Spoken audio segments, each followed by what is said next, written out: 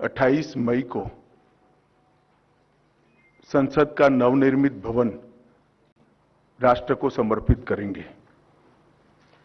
एक प्रकार से ये नया संसद भवन प्रधानमंत्री जी की दूरदर्शिता का प्रमाण है,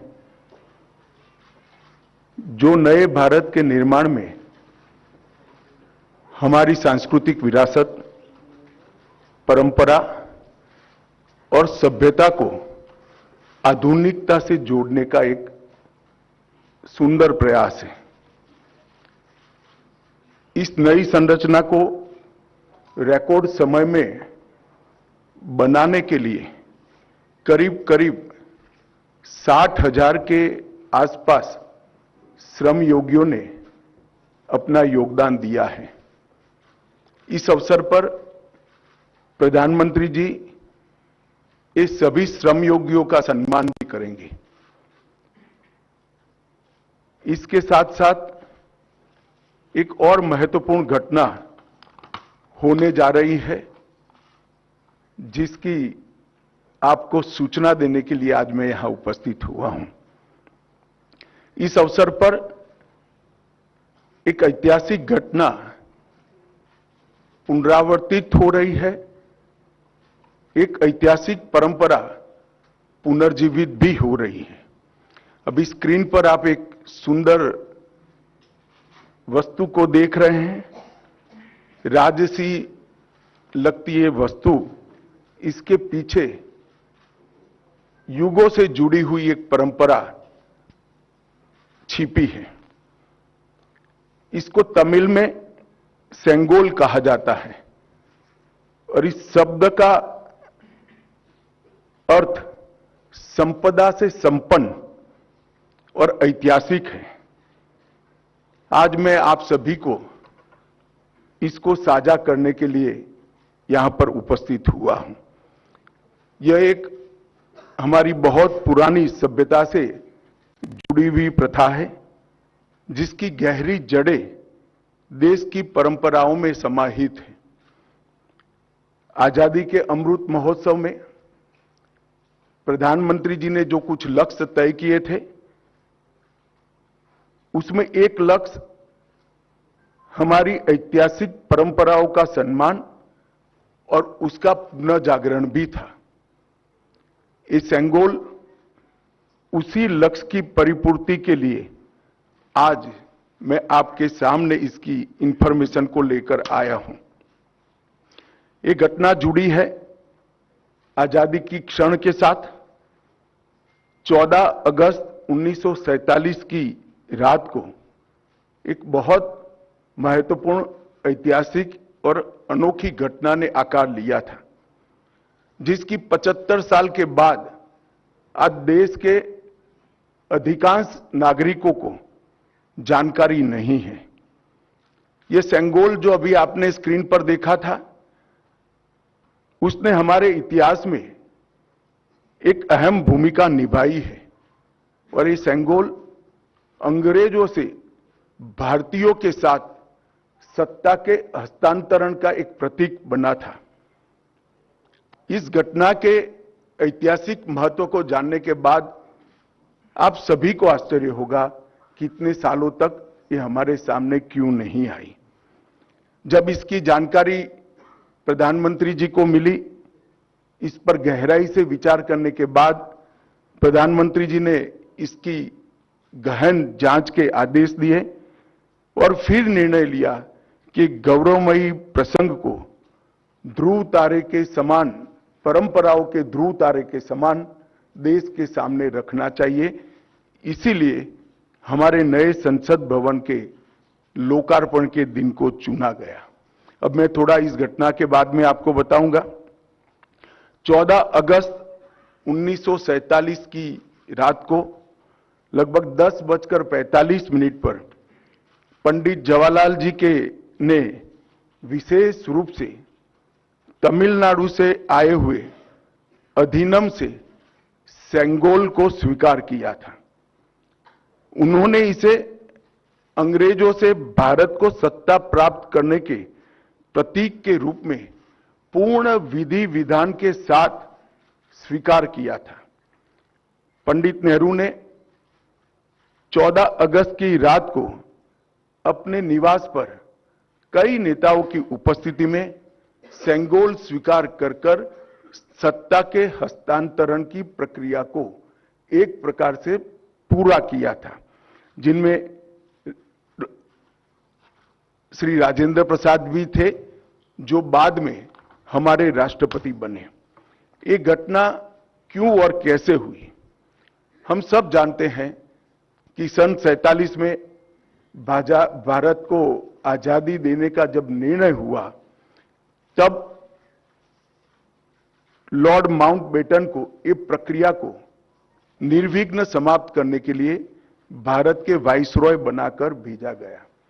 जब ये प्रक्रिया करने का समय आया, तब लॉर्ड माउंटबेटन, क्योंकि इंग्लैंड से आते थे, इनको हमारी सांस्कृतिक और पारंपरिक व्यवस्थाओं की जानकारी नहीं थी।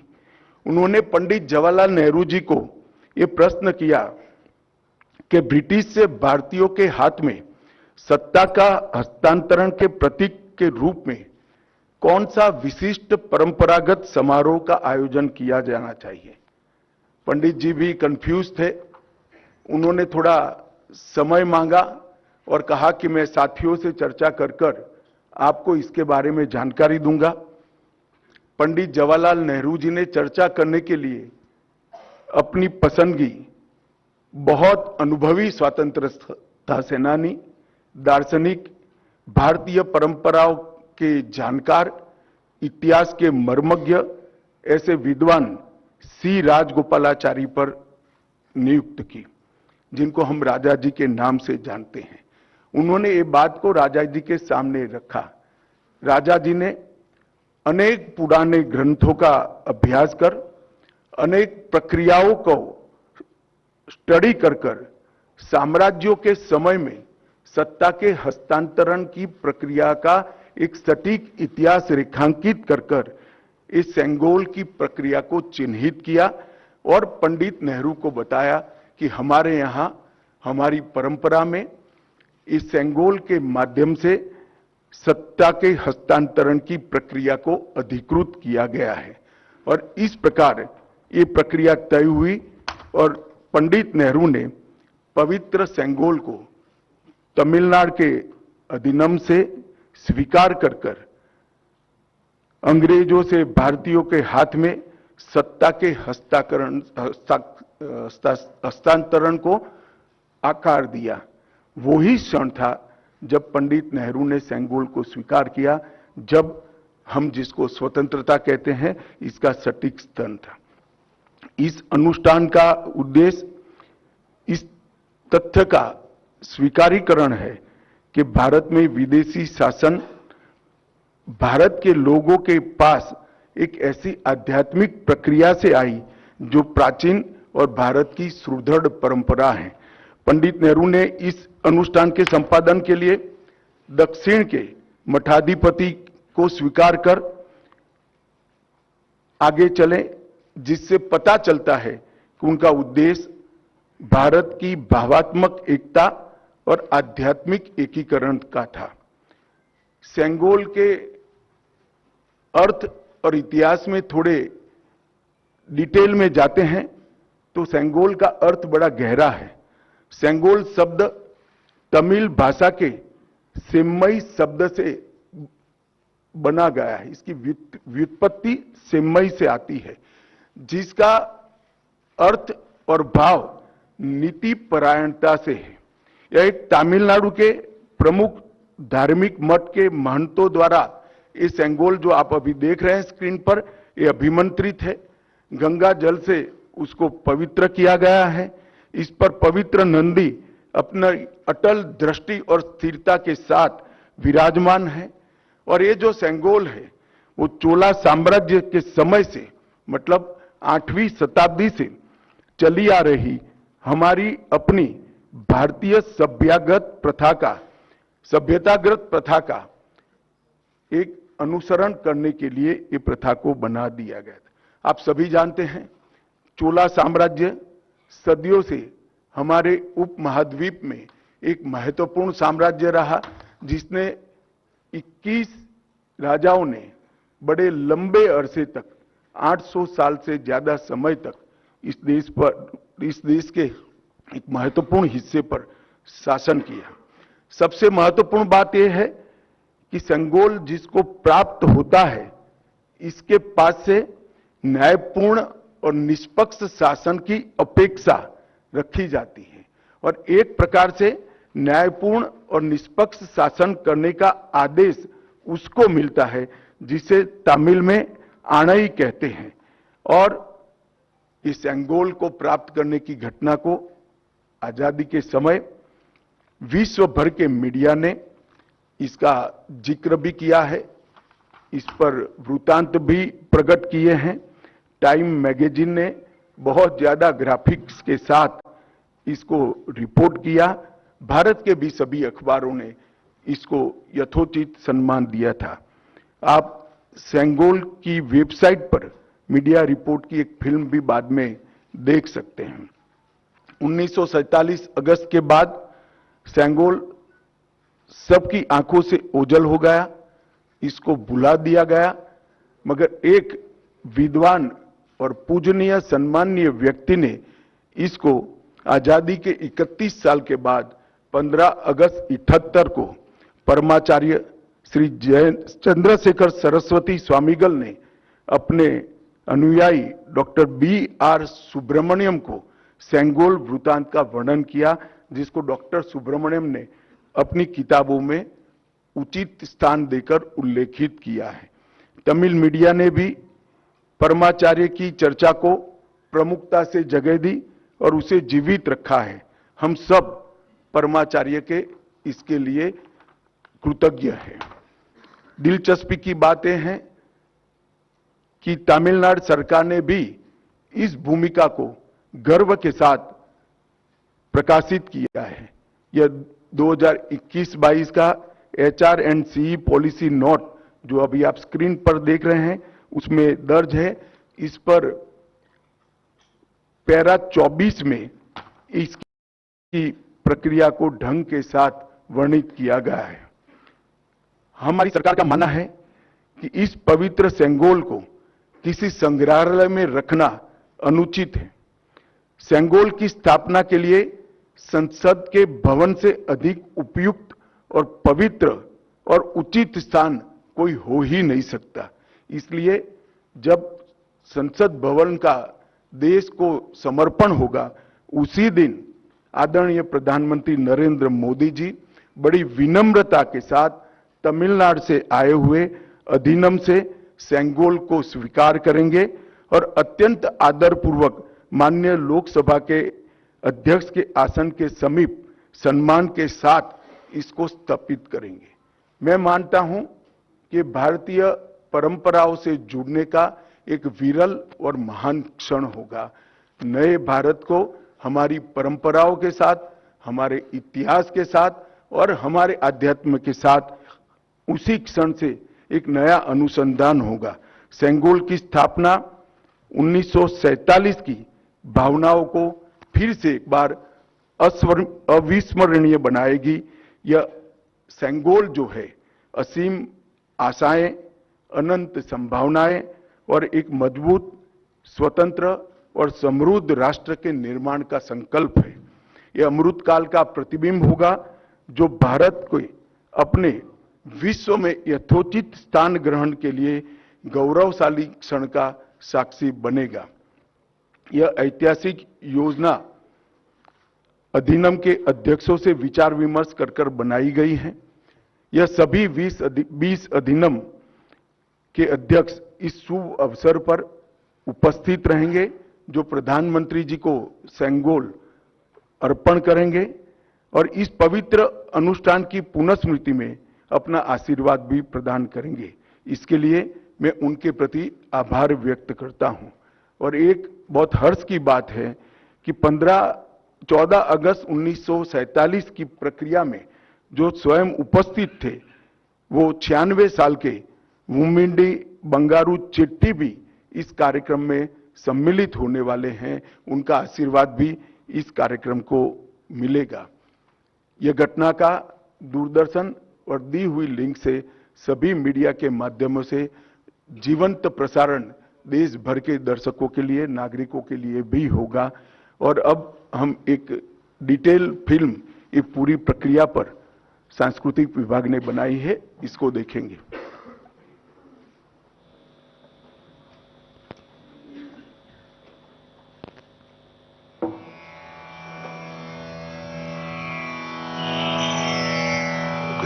August 1947. Madras Presidency, Tamil Nadu. A group of people were preparing for the trip of their lifetime. They had been called to carry out an important mission, to sanctify and legitimize the transfer of power from one ruler to another. Where were these people going? Delhi. India was getting ready for its freedom, to be rid of the British rulers. After decades of people fighting for self-rule, thousands arrested, killed in action, chasing one goal, Azadi, freedom.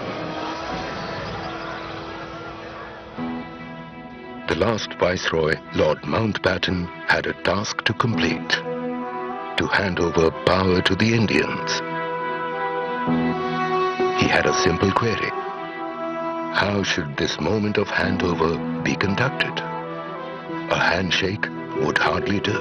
What is the symbolism that should be adopted for the moment? He posed this question to Pandit Jawaharlal Nehru. A good question, something that needed thought. A puzzled Nehru turned to the veteran freedom fighter, Shri C. Rajagopalachari. Rajaji, as he was popularly known, was from Tamil Nadu. Nehru respected Rajaji's erudition and knowledge of Indic customs and civilization. Well-read as he was, he found the answer in India's past. In the Chola kingdom of Tamil Nadu, one of India's oldest and longest continuous reigns. The transfer of power from one Chola king to another was marked by the passing of the Sengol, the staff of righteousness, blessed by the high priest of the time, invoking the blessings of Lord Shiva, the Cholas being his ardent devotees. Worship continues in their 1,000-year-old temples to this day. Rajaji recommended that a similar ceremony and symbolism be followed. Nehru accepted this. Rajaji wasted no time in contacting the leading Dharmic mutt or monastery, the Thiruvadurai Adinam, established over 5 centuries prior, located in the heart of Chola land, functioning to this day. The then seer 20th Guru Maha Sannidhanam, Srila Sri Ambalavana Desika Swami, who was ailing at the time, accepted the task. He commissioned the making of the Sengol with famous jewelers, Ummidi Bangaru in Madras. On top of the Sengol was Nandi, symbolizing strength, truth and righteousness. Recalling the making of the Sengol, 96-year-old Shri Bhumidi Ettirajalu. ஆதினவர்கள் எடுத்துட்டு செய்ய வேண்டும் என்று யாரோ சொன்னார்கள் என்று வந்தார்கள்.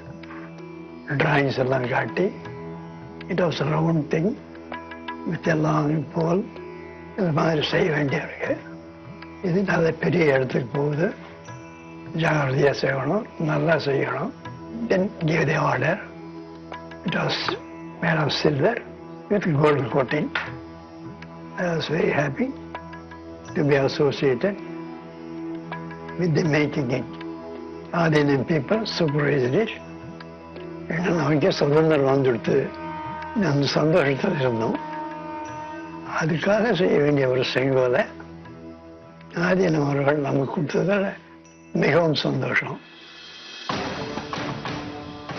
the Holy Seer directed his deputy, Srila Sri Kumaraswamy Tambiran, the Adinam's Oduvar, special singer Manikam, and Nadaswara Vidwan T.N. Rajarathinam Pillai to conduct the proceedings. The delegation was flown to Delhi on a special flight. On the night of August 14, 1947, Srila Sri Kumaraswamy Tambiran gave the Sengol to Lord Mountbatten.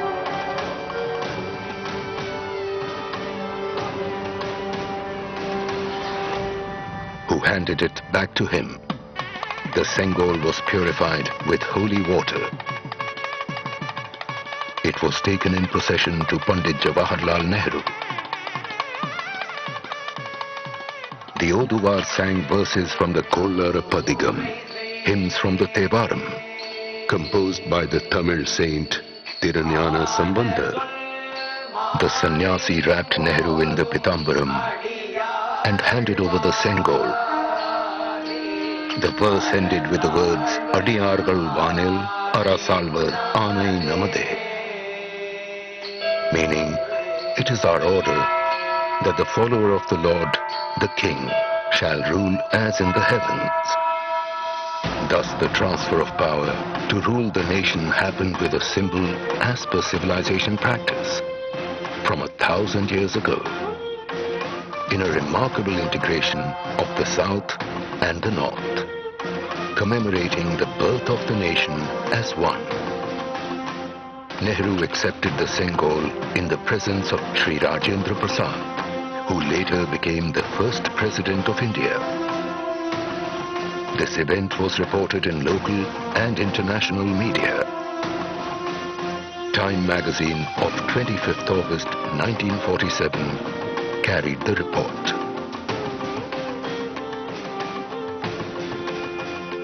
Pandit Nehru thereafter went on to deliver his famous address at the midnight hour of August 14th, 1947.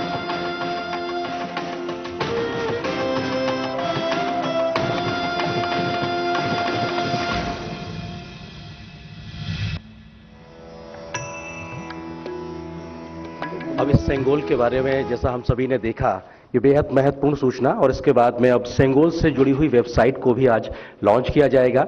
इस सिलसिले में हम फिर से निवेदन करेंगे केंद्रीय गृह एवं सहकारिता मंत्री श्री अमित शाह जी से कि कृपया वो वेबसाइट का लॉन्च करें।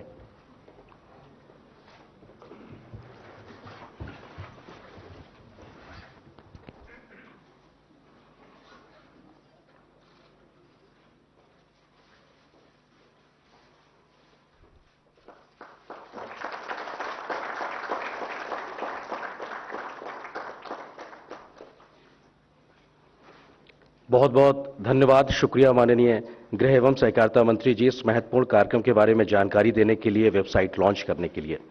अब सेंगोल से जुड़ी तमाम जानकारियां आप मीडिया बंधुओं के साथ भी साझा की जाएंगी। आप मीडिया बंधुओं को उपलब्ध कराई जाएगी जानकारी में सेंगोल के बारे में प्रेस विज्ञप्ति, मीडिया डॉकेट, पृष्ठभूमि के बारे में जानकारी, अक्सर पूछे जाने वाले प्रश्न यानी FAQs। इसके अलावा सेंगोल के आधीनमों और स्वर्णकार श्री मुम्बीडी जी के प्रवास की जानकारी भी दिल्ली के बारे में वो आपको उपलब्ध कराई जाएगी। और आज की इस प्रेस वार्ता में माननीय गृह मंत्री जी द्वारा सेंगोल के बारे में शुरुआती जानकारी साझा करने के बाद अब आप मीडिया बंधुओं से कुछ सवालों को भी आमंत्रित किया जा रहा है। इस सिलसिले को आगे बढ़ाने के लिए अब मैं आमंत्रित करता हूं पत्र एवं सूचना कार्यालय के प्रधान महानिदेशक श्री राजेश मल्होत्रा जी को। एक सेकंड, पहले मेरा निवेदन है कि इसी प्रक्रिया के बारे में ही सवाल करिए। मैं नहीं चाहता कि कोई राजनीतिक बात आज के महत्वपूर्ण प्रसंग में आए। मैं आपको मिलता ही रहता हूं। 100 नंबर, 100 नंबर, इधर फ्रंट पे।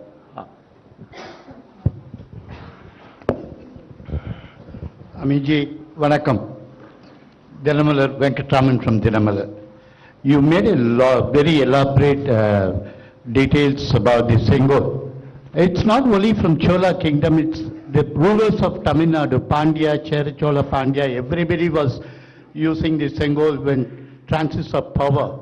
And also indicate how a king has to rule the country, which indicates to the people of the entire southern India. Now, the southern India people have shut the door for the BJP for the.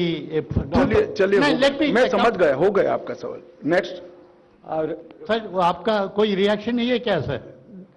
चलिए, मैंने कहा ना आज राजनीति की चर्चा नहीं करनी है भाई। आप इतना सुनकर भी इतने सन्नीय पत्रकार होकर करते हैं। सर, आपने जिस तरह से बताया कि 1947 में पंडित नेहरू देश के प्रथम प्रधानमंत्री ने पवित्र सेंगोल को सत्ता हस्तांतरण के प्रतीक के रूप में स्वीकार किया था, अब 28 मई को प्रधानमंत्री नरेंद्र मोदी जी उसी को देश के सामने रखेंगे। गर्व का क्षण होगा और इस क्षण पर सभी को गर्वान्वित होना चाहिए, सबको उपस्थित रहना चाहिए, पूरे देश को भावनाओं के साथ, और जो सांसद हैं या वहां पर रहना चाहिए उपस्थित, इस क्षण को देश के सामने अपने आप को भावना प्रकट करने के लिए। नहीं, हमने तो भारत सरकार ने सबको विनंती किया है कि आप उपस्थित रहिए, सब अपनी अपनी भावना के अनुसार करेंगे। 90। सर, ये वही सिंगोल है जो जवाहरलाल नेहरू जी ने लिया था या नया बना है? और अगर नया है तो पुराना वाला कहाँ है? यही सिंगोल है जो जवाहरलाल नेहरू जी को दिया गया था जी। 69।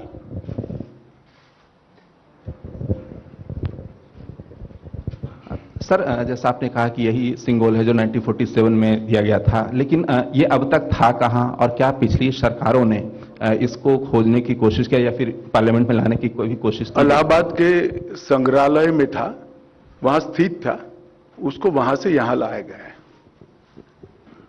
125।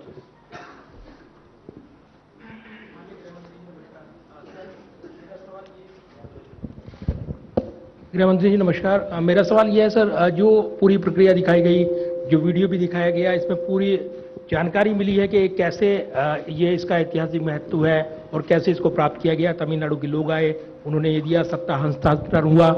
तो जब ये पहली बार विचार हुआ आप इसको लाएंगे और इस तरीके से इसकी कल्पना पृष्ठभूमि जो रही, ये पहली बार विचार कब आया और कैसे इसको लागू किया जाए, ये क्या कल्पना रही, इसके पीछे प्रधानमंत्री जी क्या सोच रहे हैं? ये बहुत लंबी प्रक्रिया है। इसकी जानकारी मिलने के बाद, जैसा मैंने बात बताया, प्रधानमंत्री जी ने पूरे रिसर्च करने के ऑर्डर दिए और जब रिसर्च कर पूरी चीज तथ्य के साथ सामने आई, तब ये उचित माना गया कि जब संसद के नए भवन का निर्माण भी हो चुका है और उसका समर्पण भी हो रहा है राष्ट्र को, तो उसी वक्त उसको सम्मान के साथ हमारे लोकतंत्र के मंदिर में प्रस्तापित किया जाए। 91। सर नमस्कार, मैं आमिर हूं न्यूज नेशन से। सवाल यह है कि आपने जैसे कहा कि देश से इसको छुपाया गया, इसके बारे में बताया नहीं गया। मैंने ऐसा नहीं कहा, देश को जानकारी नहीं है ऐसा कहा गया। छुपाया गया आपका शब्द है, आगे बोलिए। लास्ट क्वेश्चन 256 मैडम, आप लास्ट क्वेश्चन। सर मैं इधर 256 सर मैं ये पूछना चाहती हूँ कि इसको पुनर्स्थापित करने के पीछे क्या लक्ष्य है, और क्योंकि देश ने इतनी बड़ी परंपरा से अब तक अछूता रहा है, तो ये जन जन तक पहुंचे, तो इसके लिए क्या कुछ किया जाएगा? देखिए, लक्ष्य बहुत स्पष्ट उस वक्त भी था और आज भी स्पष्ट है। सत्ता का हस्तांतरण सिर्फ हाथ मिलाने से और एक दस्तावेज पर हस्ताक्षर करने से नहीं होता है। सत्ता का हस्तांतरण तब होता है जब सत्ता यहां की परंपराओं से चलेगी, यहां की परंपराओं के साथ जुड़ी रहेगी और हमारी संस्कृति के आधार पर, इसके मूल ढांचे पर नई आधुनिक जरूरियातों को ध्यान में रखते हुए चलेगी। तो ये सेंगोल का नए संसद भवन में स्थापन इसी बात का द्योतक है जो जवाहरलाल नेहरू जी ने उस वक्त 14 अगस्त को महसूस की थी। 4 number last question. Sir Amod हूं टीवी 9 भारतवर्ष से।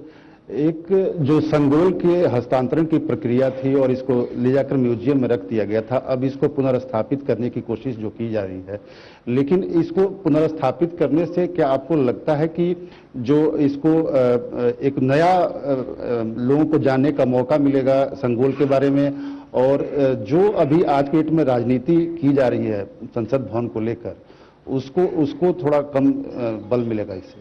देखिए, सेंगोल को किसी राजनीति से नहीं छोड़ना चाहिए। यह एक भाव का प्रतीक है कि शासन न्यायपूर्ण तरीके से चले, नीति के अनुसार चले और कर्तव्य के रास्ते पर चले। और वो संसद में सेंगोल को स्थापित करने से हमेशा ये संदेश हमारे लोकतंत्र के लिए समग्र जनता में और जनता के प्रतिनिधियों के बीच में जाना है। ये इसके पीछे भाव है। राजनीति अपनी जगह पे चलती रहती है। गृहमंत्री जी, इसी से जुड़ा मेरा सवाल भी है कि जब सेंगोल को वैदिक रीति रिवाज के हिसाब से स्थापित किया जाएगा, प्रधानमंत्री जी के उद्घाटन करने पर विपक्ष इतना विरोध कर रहा है, तो इसको स्थापित करने में कैसा माहौल होगा? क्या? प्रधानमंत्री नरेंद्र मोदी जी के उद्घाटन करने को लेकर जब विपक्ष बायकॉट कर रहा है इस कार्यक्रम का, तो जब आप इसे वैदिक रीति रिवाज के हिसाब से स्थापित करेंगे तब कैसा हाल होगा? नहीं, इसमें मैंने पहले ही किया कि राजनीति को इसके साथ मत जोड़िए। एक बड़ी भावात्मक प्रक्रिया हमारी पुरानी परंपराओं से नए भारत को जोड़ने की, इसको इतने ही सीमित अर्थ में देखना चाहिए। राजनीति अपनी जगह पे चलती है और सब अपनी अपनी क्षमता से, सोचने की क्षमता के अनुसार रिएक्शन भी देते हैं और काम भी करते हैं। बहुत बहुत शुक्रिया मीडिया बंधुओं का। हम धन्यवाद अदा करेंगे माननीय गृह एवं सहकारिता मंत्री जी का, केंद्रीय संस्कृति पर्यटन और उत्तर पूर्वी विकास के मंत्री श्री जी किशन रेड्डी जी का, सूचना प्रसारण मंत्री अनुराग सिंह ठाकुर जी का। बहुत बहुत शुक्रिया आप सभी मीडिया बंधुओं का भी। और एक तो ये आप सीधा प्रसारण देख रहे थे, प्रेस वार्ता देख रहे थे, जहां पर गृह मंत्री अमित शाह सेंगोल के बारे में बता रहे थे। उन्होंने कहा